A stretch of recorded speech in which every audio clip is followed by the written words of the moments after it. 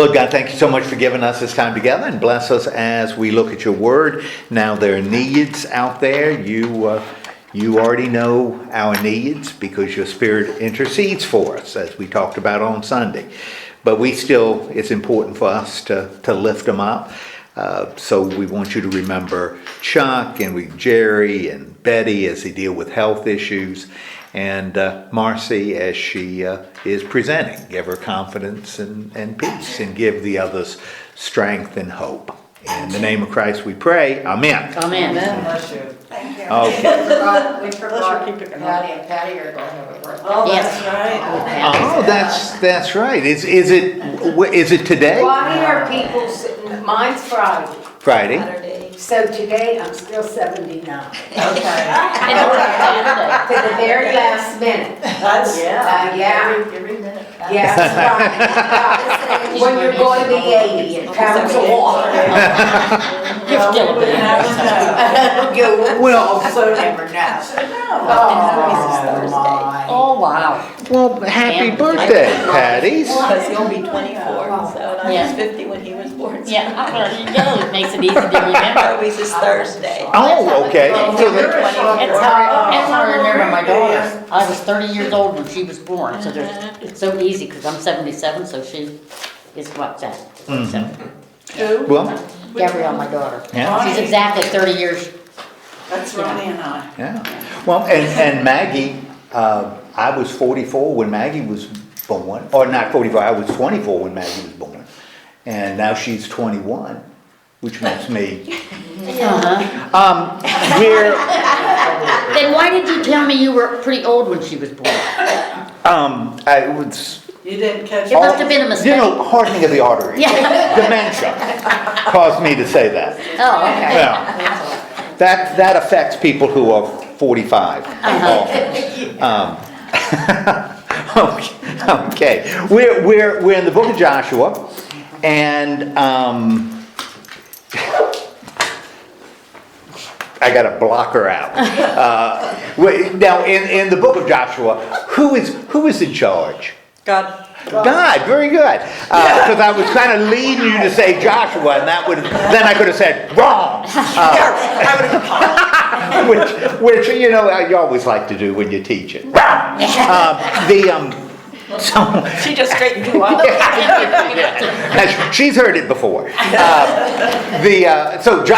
God's in charge, and he's working through Joshua. And right at the beginning, he makes a covenant with Joshua. And what's the terms of the covenant that he makes with Joshua right at the beginning? Gonna bring him to the land. Okay, well, the covenant. Remember that we got it, the covenant. Right. So we got two sides. God's side, what's on God's side? God is going to do what? Take him to the promised land. Well, take them but they're already there. Oh, that's. So what is he going to do?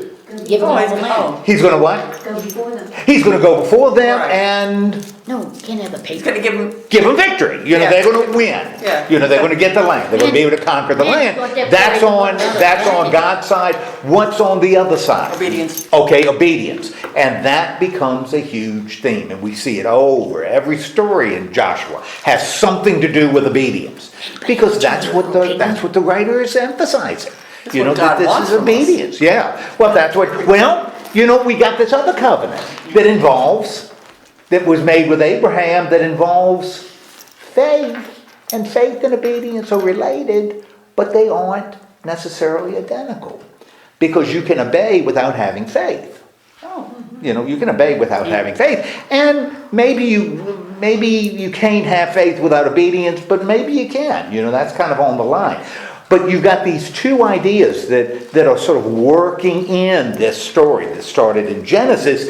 They're not working in Joshua. Because Joshua is not about faith. Joshua is about obedience that comes in all these places. And that's important because he's sending this is being written to people at a certain time. So it's emphasized. But do you also believe that Joshua has faith?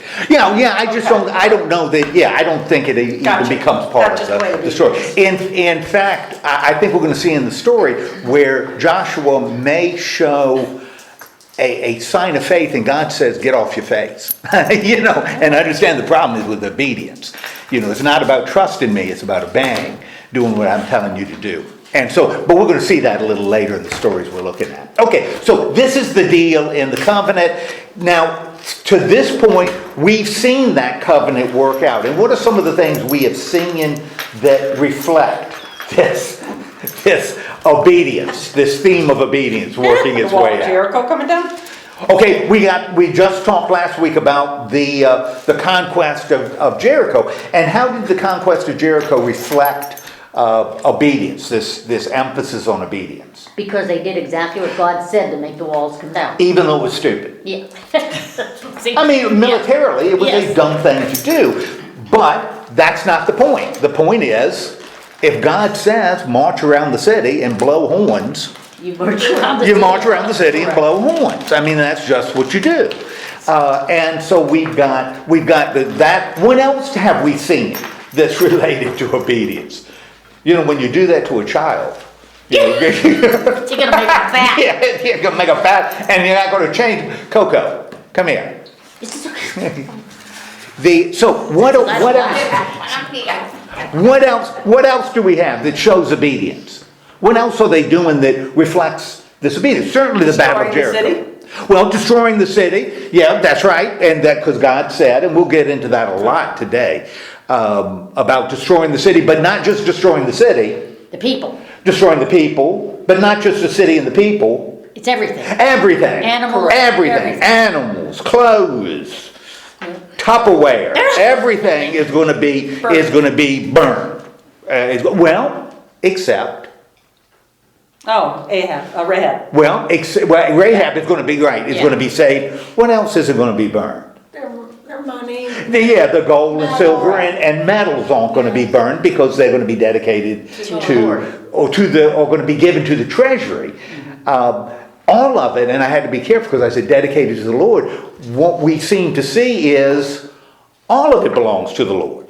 The people, the animals, the clothes, the metals, the Tupperware, everything belongs to the Lord, and God chooses to save this and burn that. Okay, and so we've got, and they do that with an asterisk. Yeah, because beside other it. times he says, even don't touch the good stuff. Yes. So we've got that. What else in the story reflects the same obedience? So we've got the whole story of Jericho. What else have we seen in Joshua that kind of points to an obedient people? How they conquered the lands as they're going, Well, even before.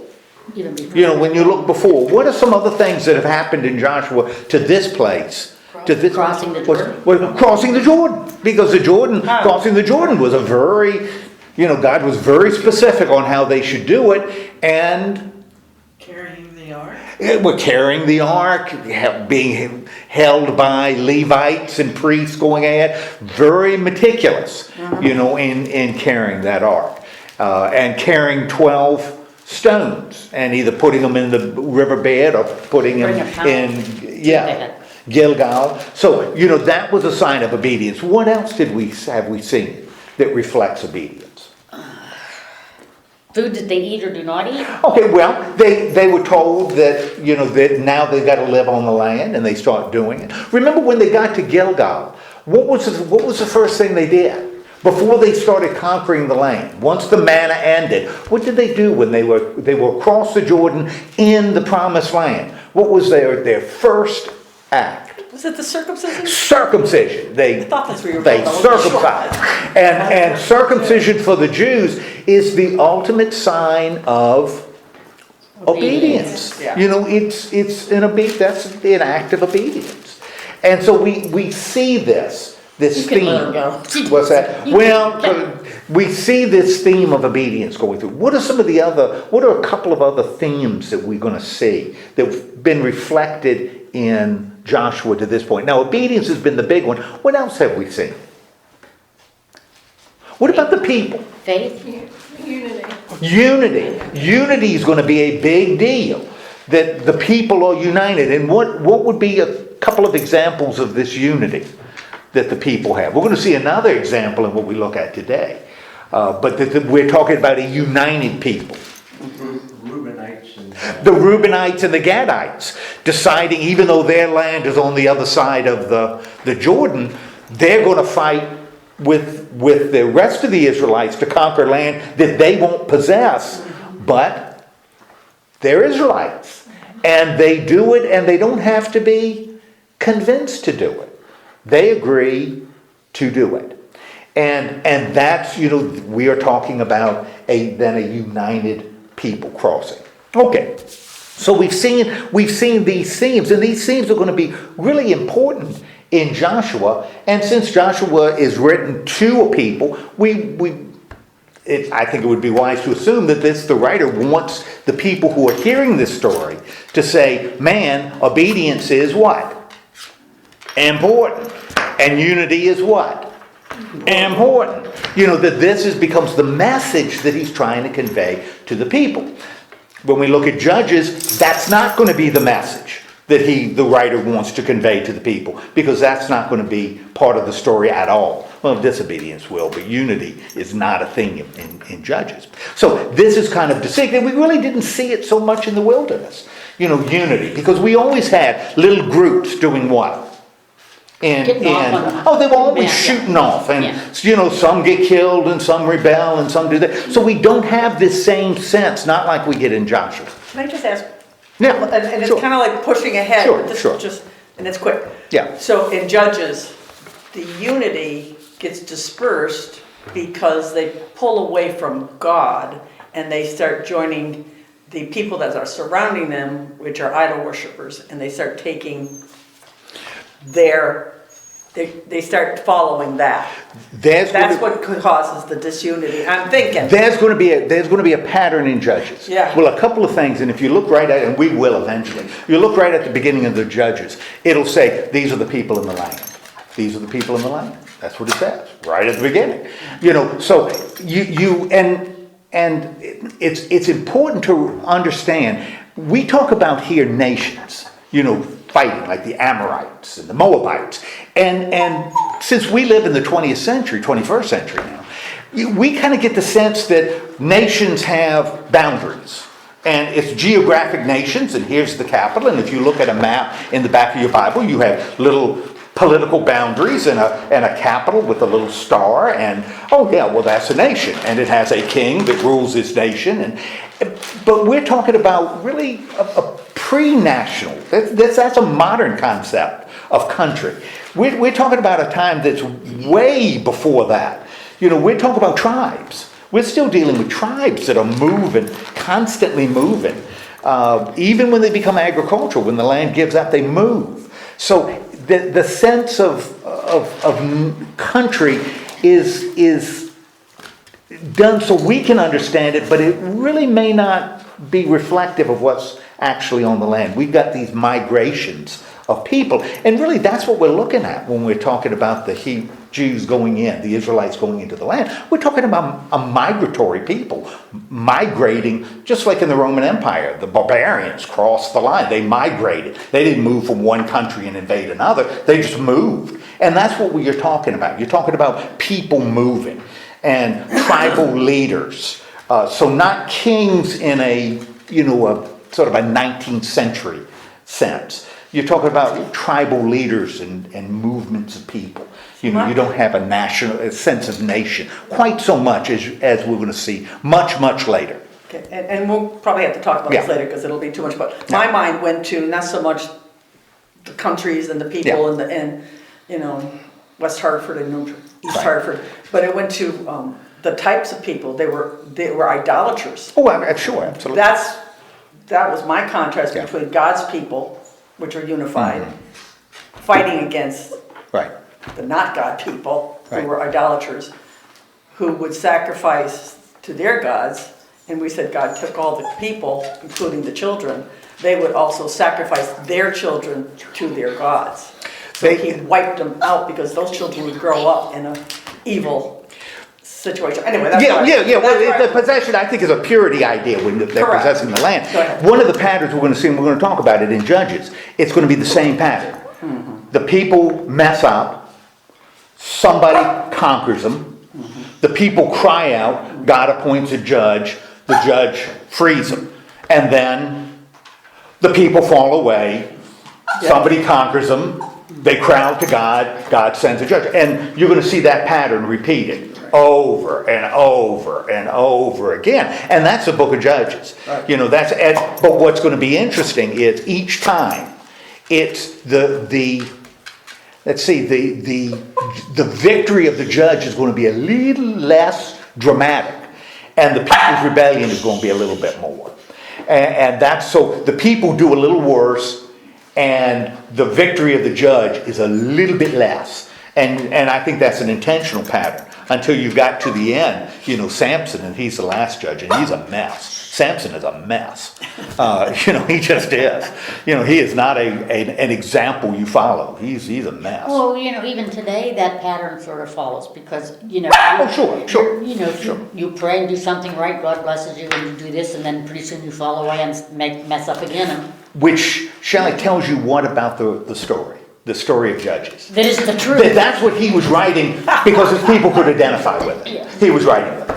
That's kind of his point. Yeah. Okay, so we're in Joshua. We are after Jericho. We got a united people, but a God that expects obedience. That's part of the covenant, right? Mm-hmm. Victory in exchange for obedience. Now, as soon as we enter chapter 7, the writer of the story tells us exactly what he's going to be talking about. Mm-hmm. What does he tell us right at the beginning of chapter 7? That the Israelites acted unfaithfully. Okay, they broke faith. They acted unfaithfully, and unfaithfully won't be a lack of trust in God. The unfaithful is going to be what? Taking the stuff that he told them not to touch. They're going to do what? Steal. They're going to disobey. They're going to disobey God. Yeah, that's right. They're going to, by taking stuff that they were told not to take. Okay, so how did they break this agreement? And he tells us right at the beginning. How did they break the agreement? They took some of the things. Yeah, how many people? A whole group of people? One. No, One person takes some stuff, right? Some of the I things thought it was devoted. a son for several of them. Nope. One person takes stuff.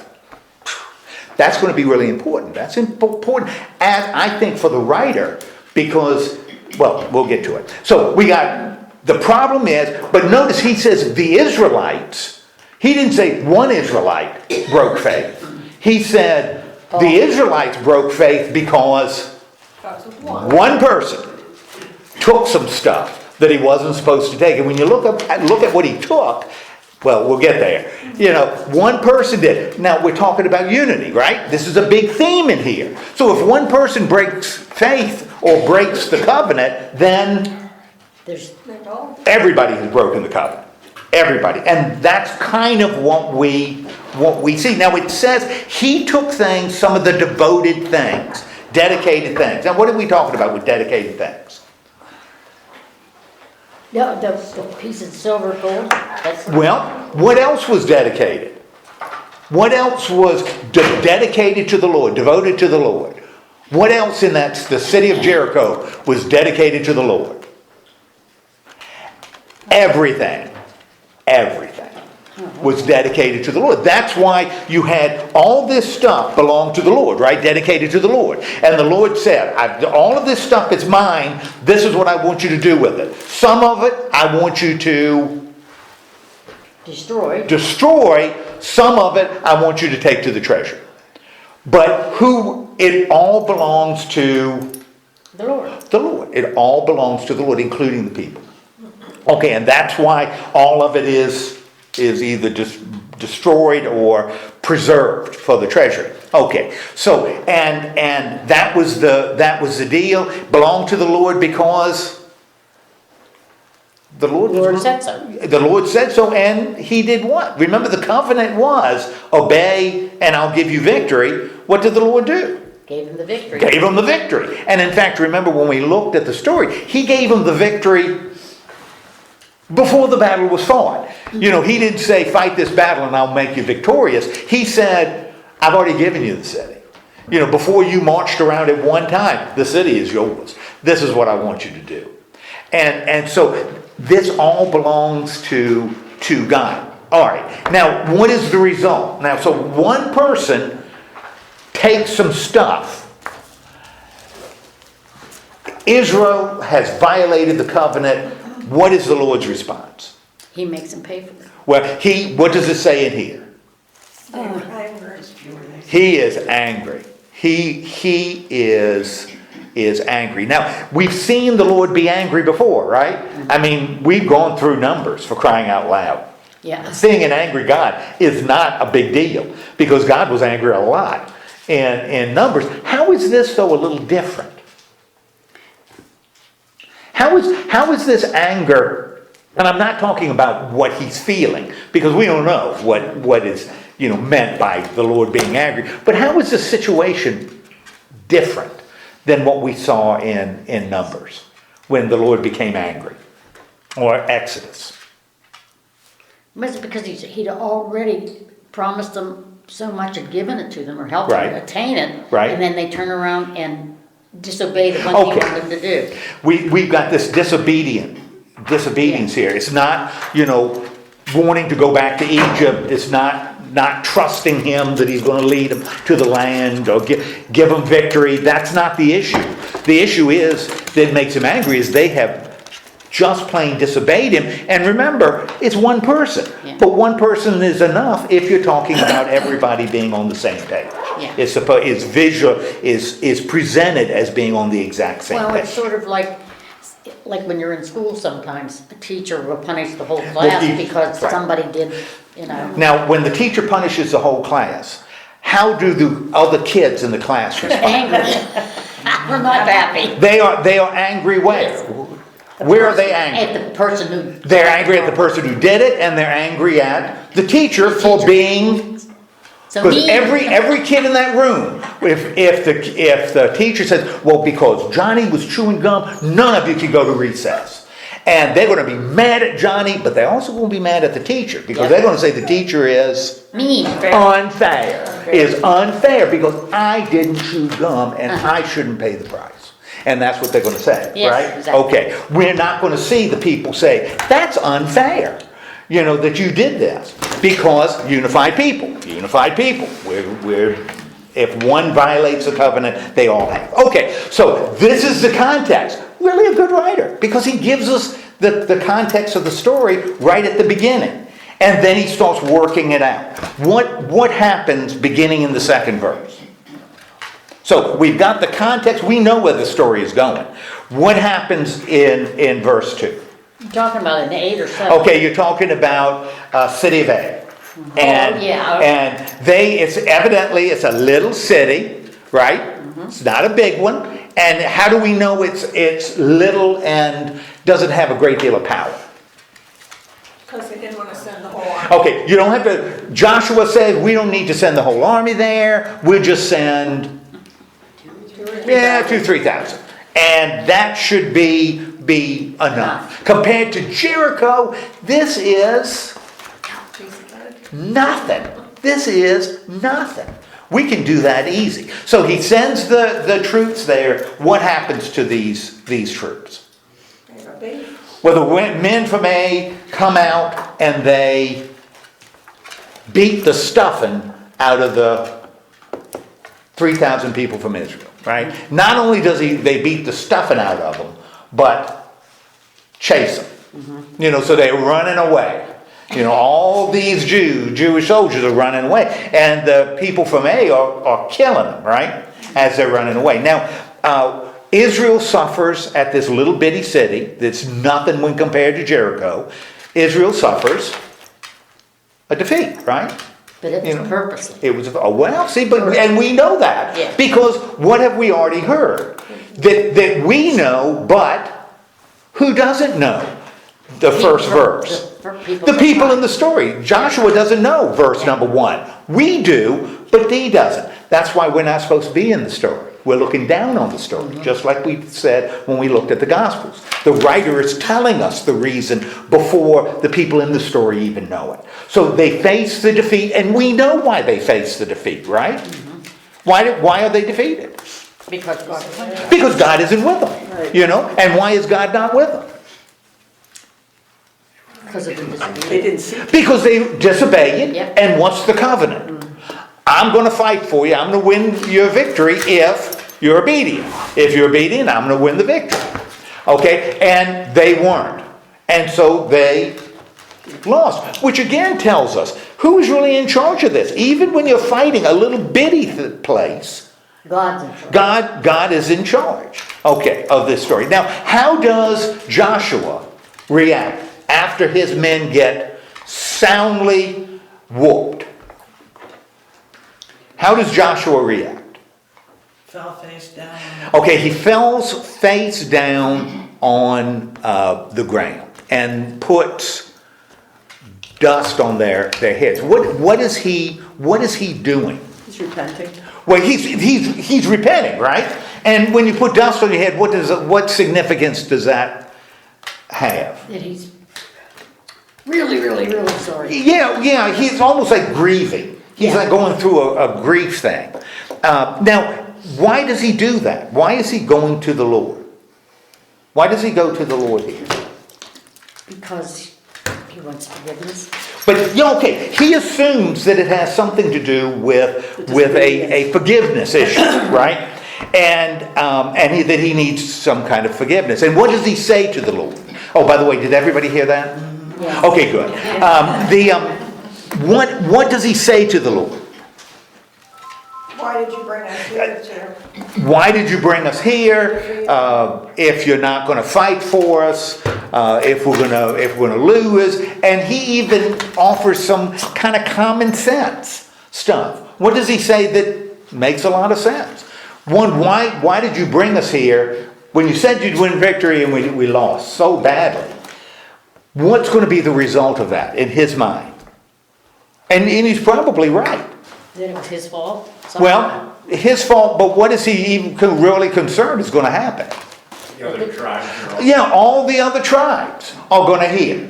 And remember when they crossed the river, Rahab told them, and the spies found that the people in the land were scared to death of the Israelites because of what the Israelites did to the Moabites and the Ammonites, and they've given up before the fight. Now he's concerned when they hear that the little bitty, Sligo, the army from Sligo went and defeated the United States Army. They're going to, like that old movie, boy, this is an old one, The Mouse That Roared, the old Peter Sellers movie, great movie. But, when they hear it, they're going to say, God's not with them anymore. well, yeah, and if they can beat them, take off their tunics, you're going to see a yellow streak running out the back of those Jewish boys. So, if they run away from us, man, they'll run away from anybody. And he says, this is bad. This is going to be bad news because everybody's going to be really aggressive with us. Instead of going out and fighting with fear, they're going to fight with confidence. And what does the Lord say? Stand up. He says, stand up. That's the first thing he says, is he says, stand up. Why have you fallen on your face? Why would he say that? Because you look at it, you say, well, yeah, Joshua's repenting of what happened. Why does God say, Joshua, get off the ground? What are you putting your face in the dirt? Because Joshua doesn't know why. Joshua has no idea what's going on. So he doesn't know. There's no repentance because he doesn't know. There's nothing to repent. That's right. And it's not a matter of repentance anyway. It's a matter of disobedience. Obedience and disobedience. So the problem isn't that you've done something wrong. The problem is you haven't obeyed. The people haven't obeyed because of one person took some stuff he wasn't supposed to. And so what does as the Lord talks to, so he says, get off the ground. What are you thinking? Get off the ground, clean off your face. What's the issue? What is the issue? Why has this happened? What does the Lord say? Why has this happened? Israel has sinned. Israel has sinned. Okay? All of Israel has sinned. Right? Because they've done what? Transgressed, broken the covenant I've made with you. Right? How have they broken the covenant? They disobeyed. They've been disobedient, but he's very specific about what they did. What did they do? They took the accursed. They took stuff that were devoted to God. And what was the stuff devoted to God? Silver. Everything. Oh, Everything, because we're going to find he's got stuff that isn't silver. You know, he's going to take stuff that, but it's all devoted to God. You know, you destroy some of it, you save some of it, right? All right, so stand up. Now, what is the consequence? You break the covenant. What's the consequence of breaking the covenant? he was stoned. Well, hold on that, because we're going to get there. But what's the immediate consequence? Because Joshua's all bent out of shape because his army lost, right? What does God say? You know, don't put your face in the dirt and act like repent and that stuff. Know that you sin, you disobey it. Now, what was the consequence of disobeying? He says, because you did this thing, neither will I be with you anymore, except you destroy and the cursed thing from among you. The deal was, I'm going to give you victory if you obey me. You didn't obey me, therefore, I ain't with you. You know, but I'm going to give you an out. I'm going to give you a way to deal with this. And what is the way we deal with this? What's the way God gives Joshua for how he might deal with this disobedience? Find what happened. Find what. Make it right. Yeah. Find what what was taken and make it right. Okay. Because this belongs to me. Everything he took is mine, and I can do with it As I choose. as I choose. Man, tell me that's not a lesson to a people, a very pointed lesson. You know, they could be very complicated, but is made very simple because the writer wants to make this point to his people. This is what you're supposed to do. Okay, and so you got to destroy this stuff. So how are they going to go? Because you got a lot of people running around, right? Man, you had all kinds of people going through Jericho. How are you going to find out which one? Now, we know, the reader, we know who it was, right? How do we know who it was? Because he told us. Because the writer told us. So we know, but Joshua doesn't. So how does, and this is kind of cool, what the writer's doing. How does the Lord say to Joshua, how are you going to identify? What does he say? Okay, you got it. You go to the tribes, and somehow you're going to figure out, you're going to see which tribe. Because you got 12 tribes, right? And then in every tribe is made up of clans, and every clan is made of, and every household or whatever family is made up of people, and you got to find, this is like a puzzle, right? Like a Rubik's Cube. You got to figure out how to do it. Now, when the Lord is saying, this is what I want you to do, and you will know, what is probably going on here? How would Joshua know which tribe was guilty or had the guilty party? How would you know that? The Lord had to tell him. The Lord had to tell him. Now, how would the Lord have told him? What would be a way the Lord would tell him? And it's interesting because we're looking at Acts on Thursday night, and they do the same thing to pick the 12th apostle after Judas is dead. They do the exact same thing to determine who's going to be number 12. They cast lots? They cast lots. They cast lots. Yeah. I mean, that's what they're doing. They're casting lots. So you got the 12. Each of the 12, which one has the long straw. And that's what, or throwing something or doing something. They got them doing it because they're not seeing it as chance. They're seeing it as God is in control. Yes. Therefore, if you draw the long straw, God is in control. And the writer, because the writer has already told us who's guilty, which he didn't need to do. If he wanted to build suspense, he'd have left that blank. What do they end up doing? He calls, what does Joshua do? Gets everybody together, right? Yeah. And then what happens? Which tribe? You starts to separate them, right? And I think we're talking about like lots. Okay, Judah and then the clans of Judah. Boom. The families and the clans. Boom. And who ends up with the ultimate long straw? Achan. It gets the long straw. And we already know it is him.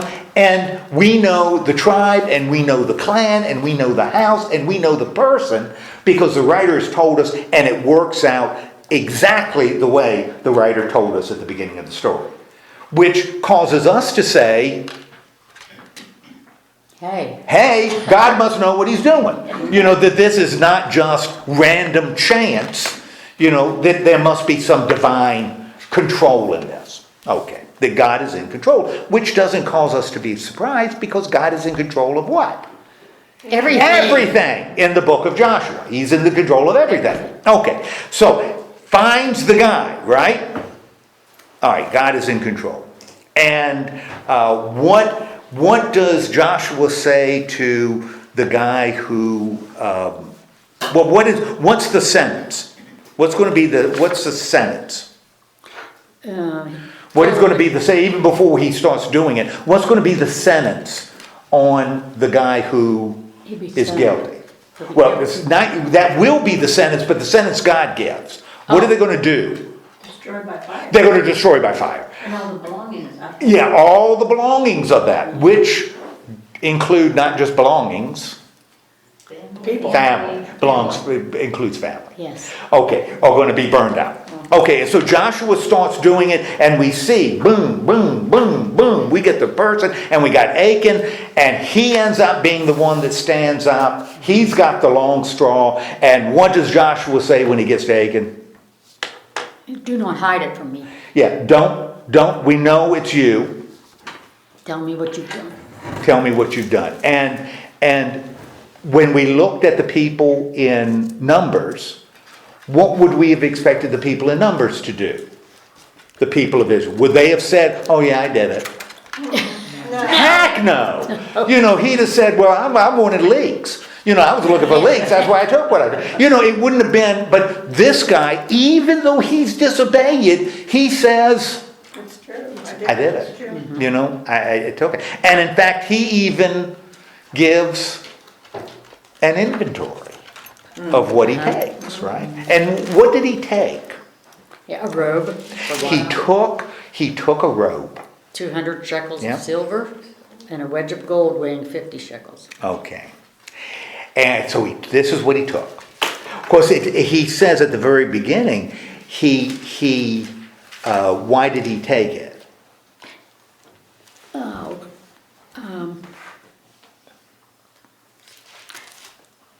when he thought he liked it. Yeah, he thought he liked it. He coveted this stuff. He coveted the stuff. And remember, that was at the beginning of the battle. That was a warning.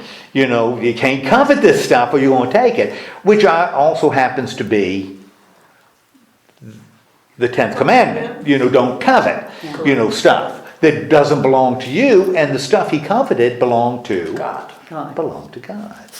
And so he coveted it, and he took it, and he did what with it? He hid it. He hid it. He didn't even wear the robe. It wasn't like they saw him and he was wearing this fancy robe. He buried it, right? Yep. And covered it all up, right? What does Joshua do? And is he lying? Heck no, he's not lying. What does Joshua do? He sent messengers. Sends his guys. Go into the tent. I'm going to tell you exactly where it is. He's buried it in his tent. And what do they find? They find all the stuff that he said. They find the exact stuff buried in the exact way. So Achan was telling the truth, right? He told Joshua the truth. The very reason he buried it, he had to know. Sure, absolutely, because he recognizes it. He immediately, he doesn't say, "Well, it's not fair." That's the difference in the class when that happened. Well, it's not fair. It's just a little bit of stuff, and it was a nice. Why burn up this robe? And when you think about it, why burn up this robe? Except it's a punishment. God said to do it. Yeah, right. God said, "Burn up the robe." Well, it's a nice robe. It's terry cloth, and it's really nice. And burn it, I said. You gotta burn it because it doesn't belong to You. you. It belongs to me. Okay? So they find the stuff, right? And what ends up happening to Achan? He's stoned. Well, that may explain I want why that he stoned. that may explain why he did it, because he was stoned. But Yeah. I want to get to the stoned. that was pretty good. That was pretty good, wasn't it? Yeah. But no, let's not talk about his personal life. I'll tell you, it might make Barb uncomfortable. Don't worry, people in Kenya are hearing this. Okay, so they end up stoning him. Now, when I told you about stoning, when I told you about stoning, putting a large block on a person, that's the way they stone people in the first. That's going to be later.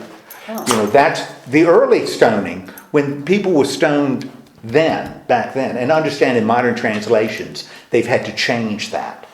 The translation, because remember, you're translating Hebrew, so it's whatever word you choose to give, and because being stoned has such a definite connotation now, you can't translate. Oh, Achan was stoned, because my daughter would read it and say, oh, well, that's interesting. She goes to college. Oh, yeah. So that's but then you were taken outside, and part of the stoning, the reason stoning they used through stones, there were a couple of reasons. One, it became a way sort of to exercise your guilt. So you were sort of being purified by casting these stones. So yes. Also, you got pretty beat up when you were stoned. And often you were left. After you were stoned, you were left, and animals did their thing. And it was very often when you see in the Old Testament talking about people stoned, one of the things you see repeatedly, and you see it with Moses and you see it with Abraham, you see it all over the place. When somebody has died, it's always two words. They died and were buried. They died and were buried. Generally, was not used when someone was stoned. So, and that became another part of the curse, because remember, the Jews later are going to believe in this resurrection of the dead, and if you're stoned and just left and the animals are eating you, then the idea of you being raised to new life, the resurrection of the dead just doesn't work very good, because your limbs are scattered. So it was supposed to be a greater curse. You also weren't buried with your ancestors, you weren't buried there. So anyway, so he's taken out and stoned, right? Which is not a good way to go. No. That's not a good way to go. Of course, his other stuff, that's not a good way to go, because what do? Not just to the robe. I assume they burned up the robe and. They take the silver and stuff and put it in. I guess, I don't know, it said burned up, but I don't know how you burn it. But what else? But it's not just the stuff he took. What else gets burned up? All his stuff. All of his stuff, which includes all of his Family. all of his animals and all of his family and all of his kids, and get burned. Right down to his tent. Burned up. Yes, everything gets burned up. And we've got something that we've now seen at least twice in it. When after he is stoned, what do they do to him after he's dead? They put a pile of rocks over him, which is still there, which we have seen again, pretty clear indication that the writer is directing this to people later. He's not just trying to get facts right, it's directed to people later. Because this is at least the third time he said, now, the stones are still there. So if you want to take a trip, a picnic, you're going to see them. And he does it again in this story. Same thing and the stones are still there.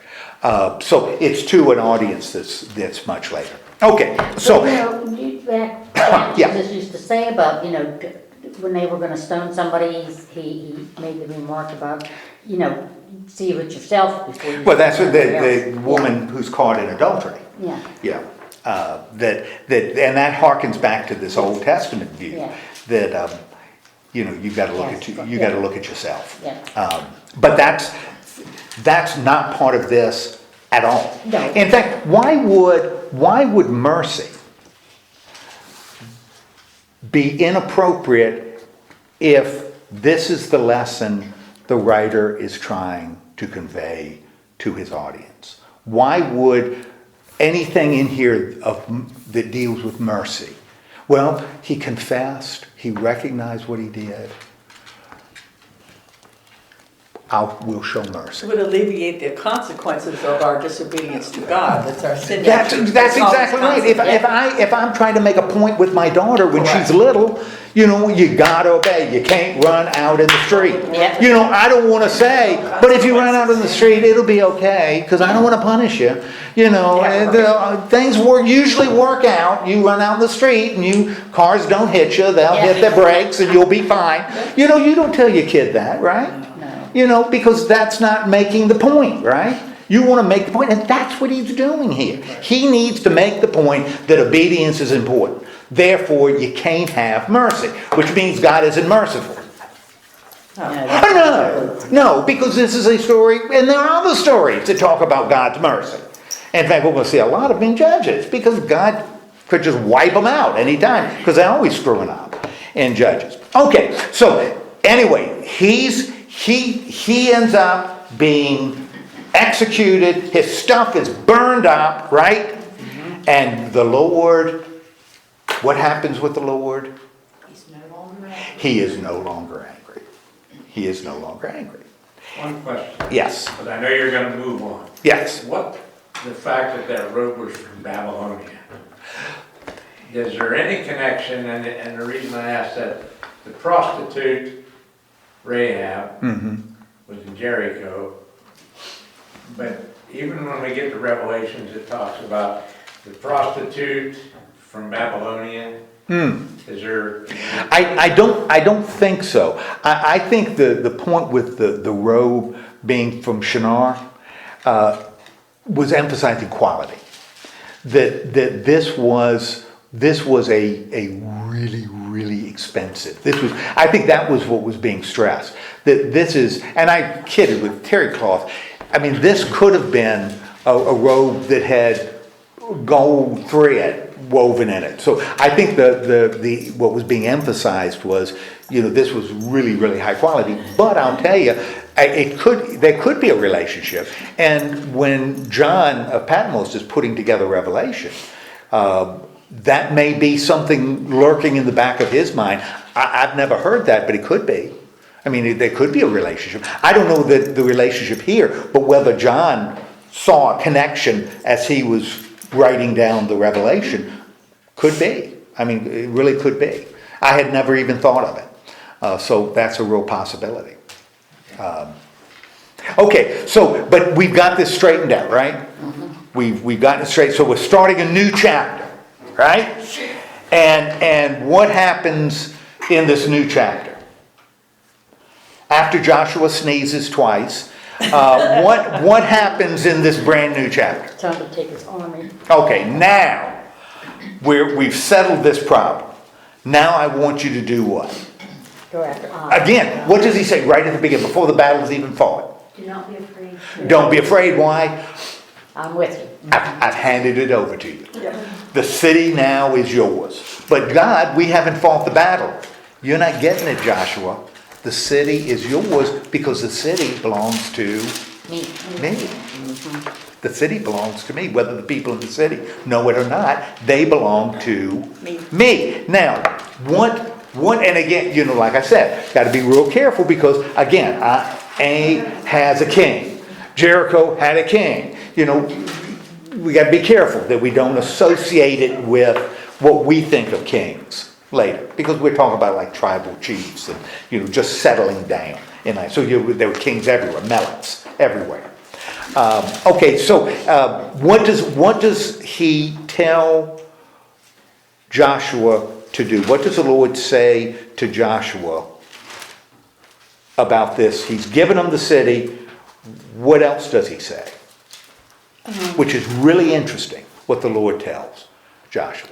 They can carry off the plunder? You can take the stuff. Yeah. This time you can take the Right. stuff. Why would he do that? Why is that allowed this time? What might that say to us as we're reading this story, and we're reading a story about, what might this say when it says God says, go ahead, you can keep the booty? It's like a mercy thing? Well, could be a mercy thing. What does it really It emphasize? says is to me, God can take what he wants and he can give what he wants. It's him. Yeah, it belongs It's a to gift. God. It You is, know, and right. why can they take it? Because God. Because God said they can take it. Correct. Why couldn't they take the stuff from Jericho? Because God said you can't do it. And it all belongs to God anyway. Now, and this is kind of interesting, so God says this, the city is yours. What command does Joshua issue? And this is really kind of interesting. What happens with Joshua? What is the command? What is the strategy Joshua follows? Oh. Sets an ambush. Yeah, he says it. Now, God didn't say, oh, let me tell you, you're going to ambush them in this. He didn't say that. So this is kind of reflecting on what Joshua is doing. He's going to set an ambush. And what's the strategy? That people. Draw them in. They'll draw them. Okay, because they think they can beat us. Yeah. We'll come up in front of them. And we'll say, oh, please don't come out. Oh, don't come out and hurt us. Please don't hurt us. And what are they going to do when they see us doing that? They're going to come out. And we beat them one time, we're going to beat them again. And they're all going to run out of that city, right? Yeah. And as soon as they run out of the city, we're going to stand and fight. Nope. No, we're going to run like a bunch of cowards. We're going to run as fast as we can. And what are they going to do? They're going to chase us. You know, because they think they got us again. And while they're running and chasing us, People, the other part come in and take the city. we got other people that are going to come in because we're counting on them being so overconfident that when they run to chase us, for one, everybody's going to run. All the soldiers are going to run because they want to kill some Israelites. What are they going to forget to do? They're going to forget to guard the city and close the gate. Because remember, we're talking about walled cities. Even if the wall is small, you got a problem. You know, they're going to forget to close the gate. Why close the gate? You know. Yeah. And so we're going to slip around and we're going to enter the city. And then what are we going to do in the city? Take care of any men that are left behind. Well, we're going to take care of anybody left behind. The ones that can't run very well are left behind. We're going to take care of them, and then we're going to Take over the city. set it on fire. And when that army is running after to kill some Israelites, they're going to smell The smoke. smoke. And they're going to turn around and they're going to see smoke coming from the city, and they're going to say, Oh, it's on fire. they're going to say, oops. They're going to say, our city's on fire. Our city is smoking. And that's going to kind of confuse them, right? And they may turn around and try to get back, right? But we're not stupid. What have we done? They're pinned in. Yeah, you pinned in. They've done what's called a pincer move. They got troops on both sides. So when they start heading back to the city that's now on fire, we're going to take and we're going to attack them as they're trying to get away. But they're not getting away from us. The guys running away are going to stop, and other guys are going to come, and we're going to win, right? Now, that's the strategy, right? And it ends up progressing. But the Lord is involved in this, right? And how does the writer remind us that the Lord is still involved in this?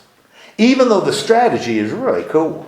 This is really kind of neat strategy that they're running. How does the writer remind us that the Lord is still in control of this? Because he tells them do what the Lord commanded. He says, and in verse 18, the Lord said, stretch your sword out, right? For I am going to give you this. So even though the strategy is really good, who's really in charge of this? God is. God is. And what ends up happening? Because the city's delivered to him. The city is delivered, and what do the Israelites end up doing? They rose, the ones that were in the ambush. Okay, they rise, they kill the soldiers that are running after them, and in the city, they preserve the women and children because that's a nice thing to do. Yeah. No. No, they kill all human beings, but this time they don't kill. The animals. They don't kill the donkeys and the cows and the goats and stuff. So they become now parts. They're kind of booty. Why is it? Does it belong to the Israelites? Because God said it belongs to the Israelites. Yeah. Okay. So, but everybody else is killed with an exception. The king. The king. The city is destroyed and the people are slaughtered, but the king is brought back to Joshua. And what does Joshua do with the king of this city? What's that? Put them on a pole. Puts him on a pole. Yeah, hangs him on a tree. And lets him Stay there. stay there. Stay there for a while. And then he does what to him? Take them down, his body down from the tree and throw Takes it him down to the tree, takes him to what used to be the gate of the city, and... Covers him with rocks. Oh, let me ask you, Deb, are the rocks still there? They are still there. Thank you so much. I didn't know. I thought it was just rocks, but they are still there? Oh, you sure? Yeah. That's what it says. Okay, so the rocks are still there. Now, really important. So we got victory over this little bitty city. Now, how many cities have we been talking about? How much of the land have the Israelites conquered? 2 cities. 2 cities. You think 2 cities pretty much covers the land? No. No. It is this tiny, and how long have we been working on conquering those 2 cities? For a while. 7 stupid chapters. We've done 7 chapters. We've conquered 2 cities. Only one of them was big. What ends up, so this is also, we're talking about this conquest is a teeny part of the land. Teeny part of the land. After this battle, what do they end up doing? Build an altar. They build an altar to the Lord. And it's interesting as it's described. What name becomes prominent as they talk about building this altar and what is going to occur later? Moses. Why would Moses be appropriate? I mean, why, or what significant, appropriate sound. Significant. Why would the fact that the writer uses Moses several times, why might that be significant in terms of what he's trying to convey to his audience? Moses was a servant of God and built it the way God Okay, said. Moses was a servant of the Lord. Remember, we've talked about one of the little minor themes that runs through Joshua is Joshua and Moses are parallel figures. Are parallel figures. Alice. Yeah. Oh, it's some, no, it's, No, Yeah, she's let's one see. of Diane Is the and lady Alice. behind you? oh, because I don't know what's behind me. I know. Yeah, yeah. Be very. So I know everything. I was doing this and everybody started looking, whispering. And I thought maybe, We were trying not to disrupt you. that was very good. I thought maybe something was on my nose, Yeah. Not a good feeling. I had drooled or something like that. That was very uncomfortable. Or the dog. You would have pointed that. Like this and said, Yeah. hey, yeah. And you know what I would have done? I would have done that too. But they build an altar. But Moses is a big deal. We talked about Moses and Joshua being parallel figures. And I think one of the underlying reasons is Moses is going to be associated with law and Joshua is going to be associated with land. It's going to be associated with land. But they're really connected because obedience is such a big deal. So they build an altar, but it's not just any altar. It is the kind of altar that Was in the book. was in the book that they were told to make, that is made from unhewn stones, which means that none of them are cut. So it's an altar made with unhewn stones, and you perform sacrifices on altars. And what does Joshua, sort of as the cherry on the sundae, that this is a book about obedience, what does Joshua do? He copied on the stones. He copies on the stones the law, on this mountain, and then he does what?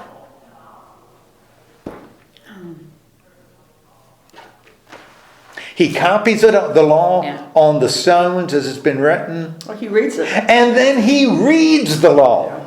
So, what is, by writing the law on the stones, and are those stones still there? Yes, they're still. Well, I don't know. It doesn't say. It doesn't say. Says it in every other Tourists may have taken those stones, but the law is written on the stones, and he reads it. So, what is the writer trying to? Man, it's like he's using a baseball bat. I kind of, to this point, I'm saying I get it. What is the point the writer's trying to make to I think us? it's the importance of it. Without that, you got, you got to obey the law. You got to obey the law. If you're in the land, you got to obey the law. Okay, and that's this is what he ends up doing. Obedience is going to be important. Okay. Now, again, we're talking about a tiny amount of land that's been conquered. We can expect this book to be about 95 chapters, right? Because we spent 7 on 2 cities, So be prepared, because if you look in your Bible, I think it's about 95. Maybe like Psalm 150. No. Because what we're going to end up with, and what we'll look at next week, is he'll turn south. And it's going to be one of these, he conquered the south. And then he conquered the north. It's not going to be a lot of detail. Which, again, tells us the perspective of this writer. That he's really made his point. He's not writing the history of the conquest. He's writing about what? About God and how you got to obey God. So once he's done this, he's made his point. Doesn't need to outline in 50 more chapters every city that the Jews conquered and how they did it. That's irrelevant. This is what's important, that you obey God. Okay. Any questions about this? This is one of those neat little, almost self-contained stories that remind us that we're dealing with good writers. These are skilled writers that we're talking about. These aren't hacks. They knew what they were doing. They could develop stories. They could develop plot and characters and things. They were good. And this is a good story. Can I ask a question? Sure. Why would God want every single person killed? Children, babies? My everybody? opinion, I think because the land is supposed to be pure. Oh. It's going to be pure in their land. Okay. And also when you look at the theme in Joshua, the people, why should they kill every human being in the land? Why should they do it? No, well, you just said make it Well, are they doing it to make it pure? Why do they kill? Because God said it. And I think we can't get away from. If God said jump, you jump. You jump. You don't even ask how high.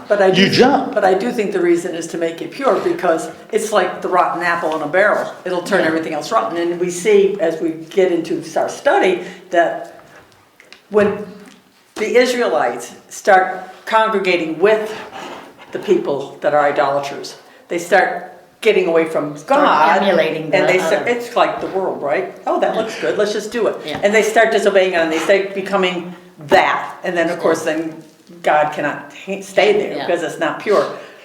So that's my feeling. Yeah, sure. And why would the Israelites be so tempted to adopt the gods of the land? Why would that be incredibly tempting? Easy. Well, maybe even a deeper meaning. Why would that be really easy? What were the Israelites? I mean, we get this over and God's over people. emphasized, all the way back to Abraham. God's people. Okay, yes, what else were they? Abraham, Isaac, Jacob. What were they? Nomads. They were herdsmen.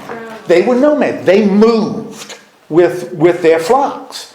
And that's why, God had a tent. God's presence was in a tent, not a temple. It was in a tent. Why would your presence be in a tent? Because you can move it. You could move the tent around. Because you weren't supposed to stay in one place. These were, like I said, these were migratory people. They were herders. They had flocks. They weren't people of the land. When you enter the land and you are surrounded by people in the land who are farmers, if you're in this land, you don't want to be herders anymore. You start settling down because life is a whole lot better if you're growing crops than having to wander around and find green pastures and still waters. So you start settling down. Well, when you start settling down, the God of the Israelites was the God who led, right? That's 23rd Psalm. God is the God who led. God led them through the wilderness. God is the one who leads to still waters and green pastures. If I'm a farmer, I don't want God to lead me anywhere. I don't want to be led if I got a farm. It's like y'all. Do you want God to tell you tomorrow, get up and go, to Wyoming? No. Heck no. What's the first thing you're going to say? You're crazy. Crazy. That's right. If I said, the Lord told me everybody here should move to Wyoming, you'd say, that guy is a cult leader wannabe. We're going to live in a cave. Heck no. I got a house. I got a garden. Mm-hmm. Farmers don't want to be led. Farmers want to stay. But farmers also want what? If herdsmen want some force to lead them to green pastures and still waters, what do farmers want? Stability. Oh, they want stability? What else do they want? Fertility. They want their soil to be fertile. Mm-hmm. And a God that says you got to get up and go is not making your soil fertile. Mm-hmm. And I settle down in the land, and there are people in the land around that are farming, and I say, my crop's look at, sort of like on Green Acres. Jeez, I got the Douglas farm. Yeah. And your farm is you're the Ziffels, and that's great over there. What am I doing wrong? And Fred says, you're not being obedient. Well, if you made a sacrifice, if you made a sacrifice to this God will make your soil fertile. Because that's what I do. And you notice your hail wiped out your crop? I'm in with the God of the storms. You make a little sacrifice to him, maybe you won't get so much hail next year. And the people who are now settled down in the land say, a God who will lead me to a place I don't want to go versus some gods who make my soil fertile and keep the storms from wiping out my crops. Who should I worship? So what the analogy I see here is the desires of the flesh. Well, that's going to be instead of following God. It's going to be a constant struggle. This is what we're going to see once they get into the land. The appeal of the people in the land, once they settle down, is going to be this struggle. And we're going to even see, if we continue this series, we're going to see that struggle go all the way through, not only through Judges, but into the books of Samuel. Because one of the things that people are going to want, because this is what people in the land want. They want kings because they want stability. If you're wandering around, you don't need to build cities. You don't need to build walls. You don't need to have some kind of social organization. You don't need that because you're wandering around. When you settle down, you need somebody to protect your stuff. So you better get a tribal leader that's strong. Oh, Because he'll protect you. And that's going to be a real tension. And in fact, that's again when we're going to see sort of the tradition break into different tracks. Because there's going to be a group that's going to say, king is going to be ordained of God. God's going to give us a king. And there's going to be others that are going to say, this is never God's intention. And we're going to have those two strands that kind of end up blending together. But that's what's going to be. It's going to be the temptation of the land. That's going to be the problem. This draw for these principally fertility gods, because that's what they all are. That are going to be tempting to the people, and the people are going to accept them. Now, one other thing, I'm throwing out the concept of exclusive religions. It's not present here. It is for us. One of the things I used to tell my kids because part of when I was teaching social studies in Virginia, the state standards required the teaching of religion. I had to teach religion. That was part of the standards. They were tested on it by the state. So, and I would tell my kids, you understand, and this is what makes it tricky for us. Because there are three, I'm sure there are more, but of the major religions, there are three that I call exclusive religions. In other words, you can only be one. You can't be two. You got to be one. Christianity, Judaism, Islam. They are exclusive religions. You cannot be a Christian Muslim. You can't be a Christian Muslim. That's right. Because to be a Muslim, you cannot believe in the divinity of Christ. You cannot do it. Therefore, you have to give up Islam to be a Christian. You can't be a Christian Muslim because I'd have to give up the divinity of Jesus to be a Muslim. Now, I can live like a Muslim. I could do the good things that Muslims do. And, you look at the 5 pillars of Islam, they're not bad. I could give, and Christians could do it too. Yeah, right. But I don't, that doesn't make me a Muslim. I have to give up something. And the same with Judaism. I cannot be, although we hear about Christianized Jews, they aren't Jews anymore. Because as soon as I say Jesus is Son of God, I am no longer a theological Jew. Because I have given up what's essential in Judaism and split God. So I can't do it. Those are exclusive religions, therefore we convert. We look at converting. When you go east, Hinduism, Buddhism, Confucianism, Taoism, those aren't exclusive religions. They're inclusive religions. Which means a Hindu can say, I am a Hindu and I can understand God through Jesus Christ, through the divinity of Jesus Christ. Well, that makes you a Christian. Not in the mind of the Hindu. That's why Gandhi could say, today I am a Christian, today I am a Jew, today I am a Muslim, today I am a Hindu, and be absolutely, he meant it sincerely. Because if those are passed to help you reach the divine, that's fine. Because reaching the divine is what's important. If bettering your life, making your life more in line with what the gods or God dictates, that's what you should follow. And if Christianity helps you be a better Buddhist, do it. Do it. Be a Christian. Do it. Worship Jesus. That's fine. Those are different.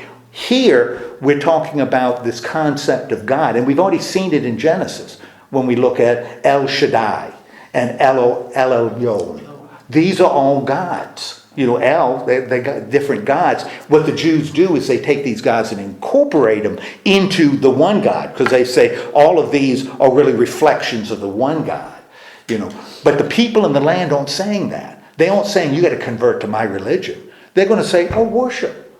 Yeah, worship the Lord. I think that's a great thing. You worship the Lord. But, understand mine's a God too. So you worship him too. Just cover your bases. Make sure your bases are covered. And that's what they do in the land. That's what the Romans did. That's what got Christians into trouble. Because Christians were viewed as non-patriotic because they wouldn't recognize the validity of other religions. And Romans said that's not theologically wrong, that's politically wrong. You want a good Roman because the good Romans recognize that every religion is Well, the equally Romans also valid, it's believed just that Caesar individual was God. expression. What's that? The Romans also believed that Caesar was God. He was, Yeah. he was held as a god. If that's what you want to believe, do it, you know, that's what I believe, but if you don't, as long as you accept that he could be. Correct. You know, we're okay. And that's, so it's really that different concept, so it's not, the Lord is going to say, you're abandoning me, but it's a little more complicated than that. We can't put it in 21st century terms. It's not like changing churches. You know, the Jews believed right to the end that they were loyal to their God. You know, they were loyal to the Lord. They weren't abandoning him. They were just adding others. You know, they were just sort of broadening their scope and including other gods. And that's going to get Solomon in trouble, because that's what he's going to do. Going to incorporate others. Not going to destroy the God of Israel, but he's going to incorporate others. Yeah, it's very We interesting. were talking about the ones that wanted to settle because they were farmers and didn't really, didn't want to go. The Israelites, when you think about it, when they left Egypt, how they complained and stuff, and wished they were back in Egypt where they knew everything was. It's the desires of the flesh. Yes. They just want what they want. And that is, yes, and that's such a good observation. Because I think even then the writer is aware of this tension. Yeah. Between agriculture, settle. The idea of settling is going to be dangerous for the Jews. Mm-hmm. You know, it's going to be dangerous. And that's why they're so hesitant about kings. You know, that's why they really fight kings. I said Samson was the last judge. He wasn't. Samuel's going to be the last, really the last judge. He's not going to be called a judge, but he's going to be the last of the judges, and he's going to turn it over to a king. What I perceive with everything you have said is, as Christians, we are the nomads. As a Christian, in my thought process here, that the church is not a building. The church is within each and every one of us. And as we walk through lives, we are the only church some people will see. Oh, absolutely. So that's God. That we're not meant to be, well, we're just going to worship these little gods because it gives me a good soil and it gives me for whatever it gives them. They believe in that. God is everything. I think that's a And good so I observation. think we're all the church that some people see. And so we are nomads, whether we go to Africa or not, you know. Well, and it also... It also Yeah, that's what we are as children of God. That's what we are. That's our purpose. It also explains why Jesus said to the rich young ruler. And if that should cause every Christian, it makes me uncomfortable, really does. When he says, sell everything you own, give the money to the poor and follow me. Oh, yeah? Because you know what? I'm not going to do it. That's a tr- yeah, I'm that's not a biggie. doing that. And nobody in this room is going to do that. We need to understand that. That doesn't mean we're damned to eternal hell, but understand the demands are pretty high. And so this idea of nomad wandering, we still like to be settled. Settling is really important. We like to us. travel and get Yeah. out, but you want to come back to that Yeah. secure. We talked to a guy and I said how much that made me uncomfortable, that Jesus would call that, because I don't know that he's not speaking to me when he says to the rich young ruler, because compared to the rest of the world, I'm pretty rich and I am, of course, young. So you are. Well, used to be. I used to be young. Yeah. And I said, it makes me uncomfortable that he may be talking to me. And he says, no, you shouldn't feel that way, because he's not talking to us. He's not talking to us when he said it. I said, really? He says, he's not talking to us, because we would be willing to give up everything and follow him. And I said, I don't know. He said, I would. I said, really? You would do that? Yes, I would. Okay. But he didn't. I mean, he didn't go home and take his TV to Goodwill, and he didn't. And that's why we struggle. That's why life is a struggle, and that's why we have to So this rely may on be the a cop-out mercy on and my love of part. God. What's that? This may be a cop-out on my part. I don't know. But so everything belongs to the Lord. So everything I have, It's his. thank you, Lord. They're blessings. Everything. Sure. We work for them. We have Sure. to do what we do. But Sure. they're God's, and He graces us with that. So that belongs to the Lord. And He provides. He provides. Good, bad, He provides. Mm-hmm. What I can give to the Lord is all of me. Here. That's how I can justify what I can give to the Lord. Yeah. And I can give it as a nomad to everybody I meet to the best of my ability. We're all human. But that's how I justify Sure. that. I've often said, and then we'll Sure. close with prayer. I've often said the true indication of faith, and I believe this as sure as I'm sitting here, the true indication of really faith, and I'm going to be up front before I even say it, I'm not there. Okay. I'm not there. Isn't, will you give Jesus your life? Because you know what? I can do that every single day. Yeah, I can do that because Absolutely. that's really easy. Right now, watch me. I'm giving you my life. I've done it. No. The question is, am I going to give Jesus my television? And I'm not going to do it. I'm not sure I'm going to give him my Xfinity. I'm not going to give him my cable, much less my television. Now, that becomes the question of faith.